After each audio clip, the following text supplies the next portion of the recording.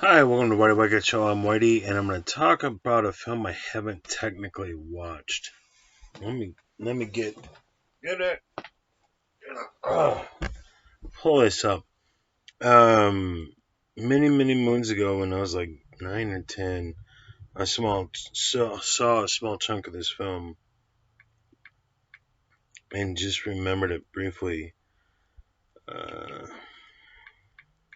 I gotta talk about this. I can't watch the whole thing, and I don't know. So it's a film called The Dark Backward. Came out in 1991. Uh, that's all they have on here?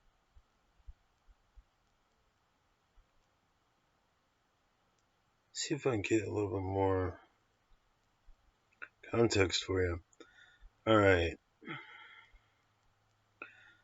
Mary Malt is an unhappy garbage man who moonlights as an atrociously unfunny stand-up comic. He lives in a dark, grimy, garbage-strewn urban netherwood where a company named Blumps apparently owns everything. His best friend and fellow trash collector, Gus, is the only one who laughs at his jokes, and his sincerity is questionable. The obnoxiously exuberant Gus plays an accordion which he carries with him, like all the time. Marty sees Rosarita, a waitress, but doesn't seem too interested in him.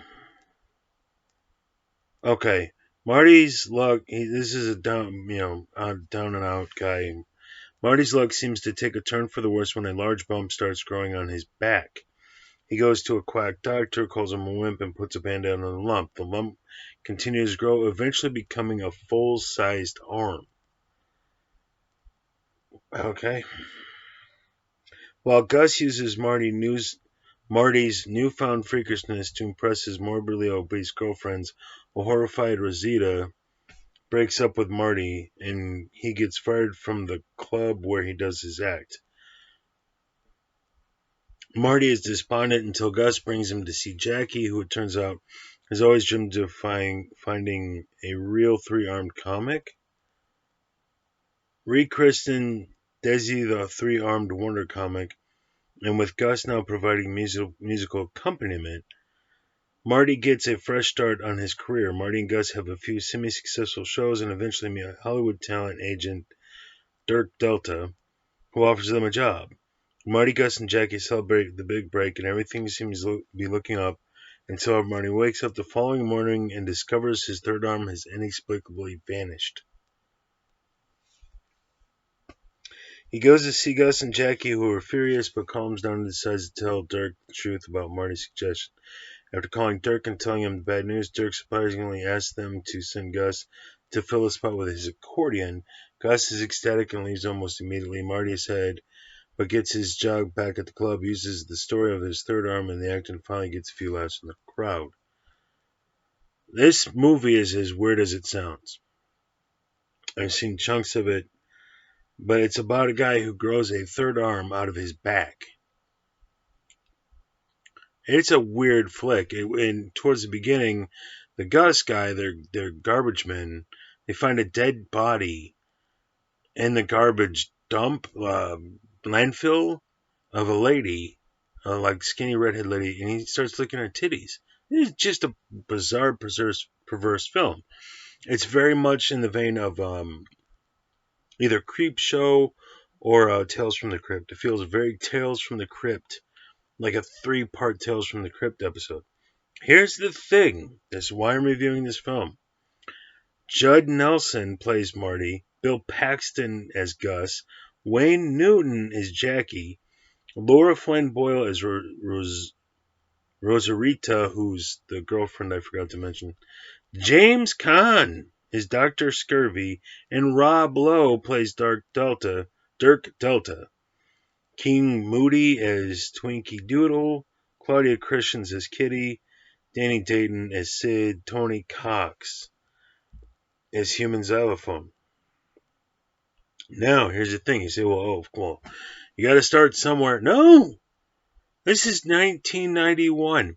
Bill Paxton had already done Aliens. He's like an established name, and he was about to be in a bunch of crap that year. Judd Nelson had already done The Breakfast Club.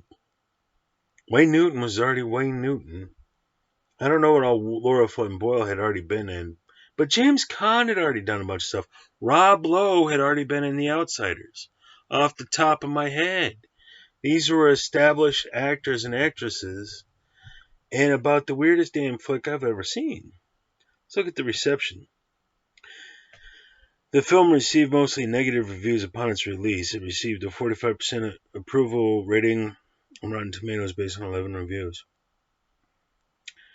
Jeanette Meslin of the New York Times criticized the film's silly story, poor acting, and grotesque scenes, calling the film a confused David Lynch wannabe that concentrates only on stomach-churning trivia and the kind of exaggeratedly stupid behavior that amounts to directorial condescension.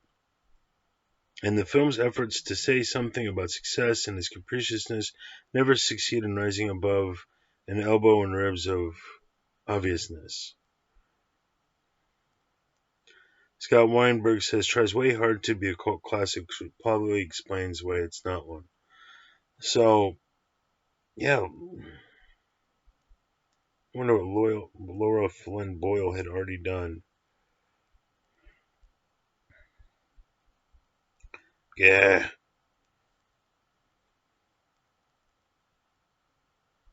Yeah, Ferris Bueller's Day Off. That's a deleted scene. Poltergeist 3.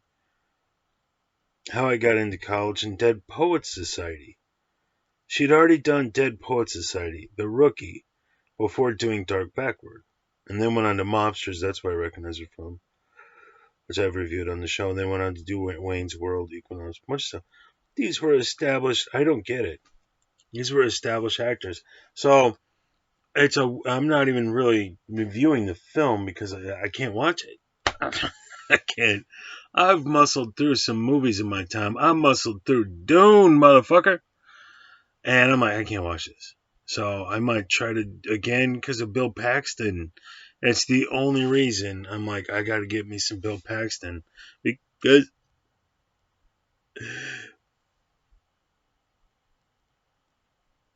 we don't have him anymore. So I got to get some Bill Paxton action going on. Yeah, but it's perplexing. So it's just like, yeah, if you're just out of film school, you're just out of acting college or something, or trying to get work, I could see someone getting on this. Bill Paxton and he's done some work crap his day, but they were all established, well-established actors and actresses. It just odd. So the only way it makes sense to me is if like they all met way back in the day, and this was somebody's thing you wanted to do when he was in film school, and then he finally got some budget after a few successful films, and so he got some old friends from college or something.